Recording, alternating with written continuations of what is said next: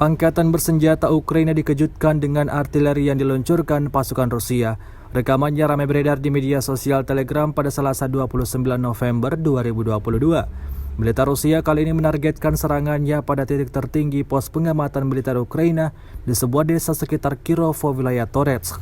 Setelah melakukan pengintaian, senjata self-propelled Rusia seketika mengguncang wilayah Kirovo dekat Toretsk hingga porak-poranda. Memasuki hari ke-279, Rusia secara total melaporkan 333 pesawat Ukraina, 177 helikopter, dan 2.572 kendaraan udara tak berawak dieliminir sejak awal operasi khusus. Dari kubu Kiev, Kementerian Pertahanan Ukraina melaporkan 590 tentara Rusia dieliminir dalam 24 jam terakhir.